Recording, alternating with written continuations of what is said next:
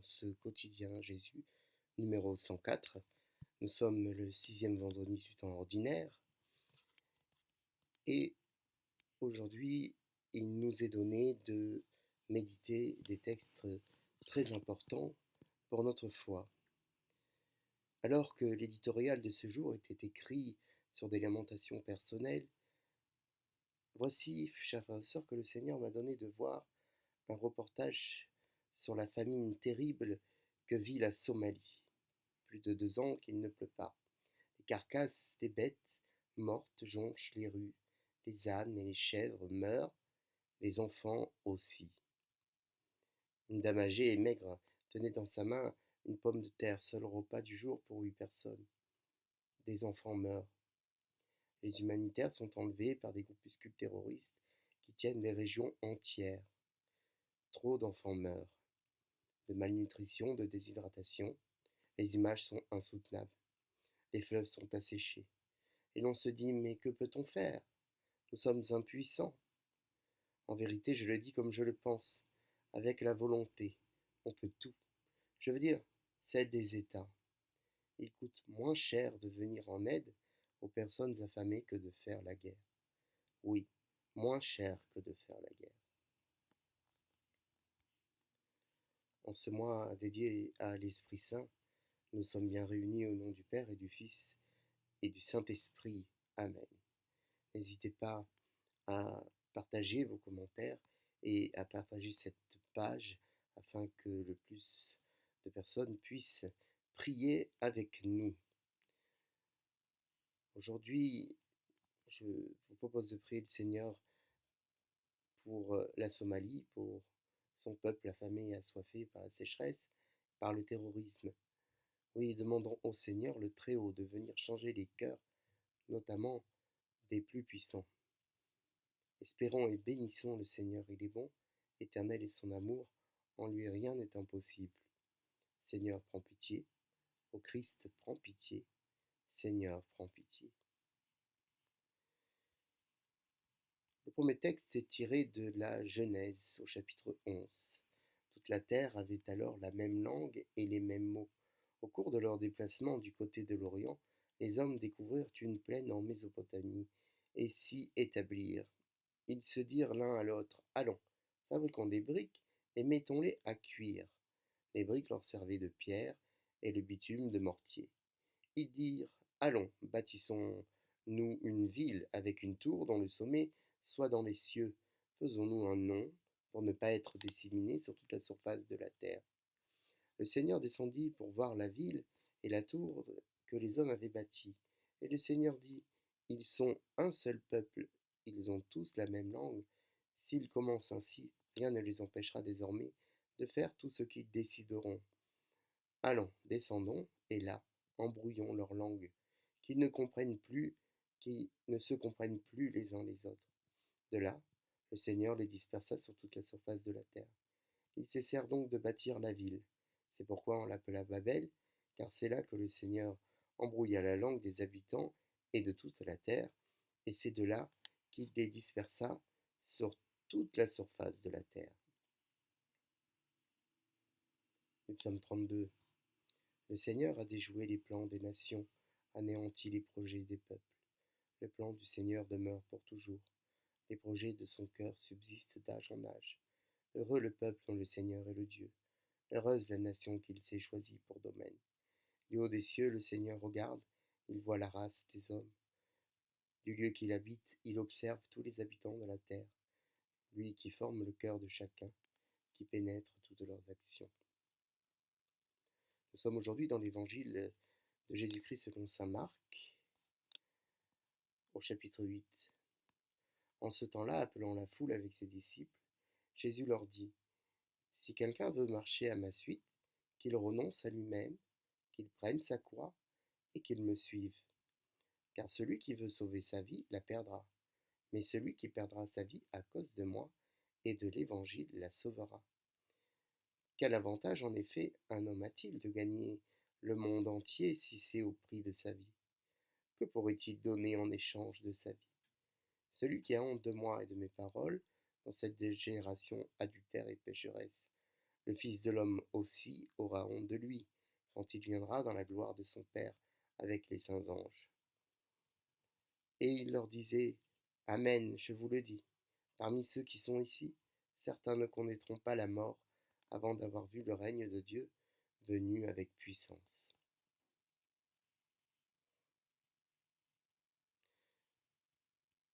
Frères et sœurs en Christ, que la paix soit avec vous. Nous pourrions appeler cette méditation la tour orgueilleuse.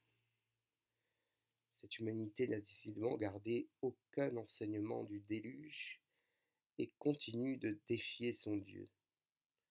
Voici que, s'arrêtant dans un coin propice, les humains décident de bâtir une tour si grande qu'elle irait jusqu'au ciel, et par conséquent jusqu'à Dieu, pour devenir aussi haute que lui. Il s'agit là d'un orgueil flagrant. Cette humanité ne connaît pas la division ni la différence, encore moins la diversité. Elle est uniforme, tous emploient les mêmes mots, dans la même ville, avec les mêmes ambitions. On pourrait d'ailleurs penser que c'est plutôt bien. C'est vrai, nous autres, qui souhaitons l'unité, la fraternité, la paix, qu'espérer de mieux que cet état de grâce où tous parlent d'une même voix? Cela n'est pourtant pas du goût de Dieu, qui va mettre un coup d'arrêt à cette ambition. Cette ambition est dangereuse. Si notre seul but est de devenir l'égal de Dieu, nous sommes voués à l'échec. D'abord, parce que le ciel ne se situe pas dans le ciel que nous voyons, mais aussi parce qu'il y a là une impossibilité qui est d'abord physique. Pour exemple, évidemment, par le passé, la science-fiction a imaginé construire de grandes structures pouvant aller jusqu'à l'espace. Mais la loi de la gravitation fait que plus quelque chose est haut, plus il est lourd, et plus il est lourd, plus il a tendance à s'enfoncer ou à tomber. De la gravité dépend la hauteur des montagnes, qui est limitée. Sur Mars, nous trouvons des monts plus hauts parce que la gravité y est plus faible. Il s'agit là évidemment d'une image pour étayer mon propos. Le seul moyen que nous ayons de nous extirper de cette planète est d'atteindre une vitesse permettant de supplanter la force gravitationnelle, car si une force est plus forte que celle qui lui est opposée, elle s'enfonce. Faute de cela, nous sommes naturellement liés à cette maison commune. Et le Seigneur veut que nous y restions. Il est un temps pour tout, dit l'Ecclésiaste, un temps pour la vie sur cette terre et un temps pour la vie dans le royaume. Entendons-le bien, cela n'est pas en bâtissant des gratte-ciel qu'on atteint plus facilement le ciel. Ce n'est pas en se regroupant par instinct grégaire que nous sommes dans le vrai. À Babel, Dieu a défait la langue, et Dieu a envoyé des hommes de part et d'autre de la terre, parce que c'est sa volonté que l'humain se développe partout. Non, notre tour ne nous sauveront pas. Nous avons vu avec effroi comme elles se sont effondrées le triste jour du 11 septembre 2001. Le chemin à prendre, Seigneur, tu nous le donnes. Cela n'est pas celui de l'orgueil, de grandeur et de puissance, mais celui de la croix. Cette croix que nous avons tous apportée, quoi qu'on puisse en dire. Accepter de se défaire de sa vie, notamment pour ceux qu'on aime, et en général pour le prochain, telle est la vie que tu nous proposes, et ce n'est pas une vie de tristesse, mais de joie. Plus nous remplissons notre ego, plus on a à perdre. Plus nous sommes simples, plus nous vivons de belles choses, car nous faisons une place dans notre cœur. Frères et sœurs, ne cherchons pas à monter toujours plus haut, mais prenons avec courage nos croix. Qu'il en soit ainsi. Que ton nom soit béni, Seigneur, Père, Fils et Saint-Esprit, Dieu pour les siècles des siècles. Amen. Et que la paix du Seigneur soit avec chacun de vous, pour toujours et à jamais. Amen. Aujourd'hui, je vous donne un bon sens à méditer sur le titre des forts et des faibles. Il est malheureusement très clair que l'argent va avec l'argent. Les fidèles de Mammon avec Mammon.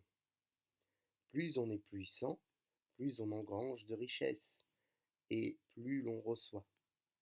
Plus on est pauvre, et plus on le sera. C'est ainsi que des pays sont affamés, tandis que d'autres se meurent du trop-plein et d'obésité morbide.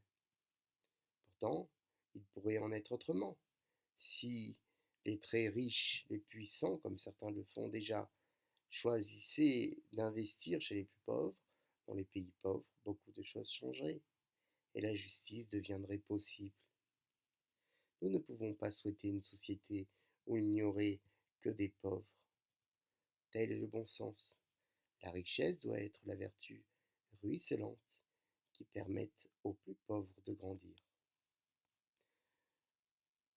En ce temps et en ce mois dédié à l'Esprit Saint, nous pouvons dire chacun dans notre cœur une prière à l'Esprit Saint, dire la prière que je propose dans la publication du site Hosanna. Et nous pouvons aussi dire la prière de la communauté. Réveille-moi, Seigneur, de mes sommeils et de mes peurs, comme pour la petite fille morte et ramenée à la vie, à qui tu as murmuré Talita Koum. Pose ta main sur la mienne, ôte-moi les idées mortifères, pardonne-moi, accorde-moi ta divine miséricorde. En toi je m'abandonne pour laisser les promesses de ce monde et vivre de ta providence. À tes pieds je dépose ce qui m'encombre, pour devenir serviteur et pauvre, avec la joie parfaite de me mettre à ta suite. Donne-moi de vivre pleinement la fraternité, en œuvrant pour l'unité des chrétiens et l'amitié des croyants. Oui, réveille-moi, Seigneur, Dieu Tout-Puissant, Père, Fils et Saint-Esprit, Trinité insondable et unique, avec l'aide de la bienheureuse Vierge Marie, afin que, relevé, je vive entièrement dans ton amour, par une charité simple, une foi profonde, et dans l'espérance de ton royaume. Amen. C'était ici Franck Rousselot, pour mes frères et sœurs priants du site Hosanna et de la communauté Talikat Koum. Je vous souhaite à chacun et à tous une bonne journée avec le Christ. Amen.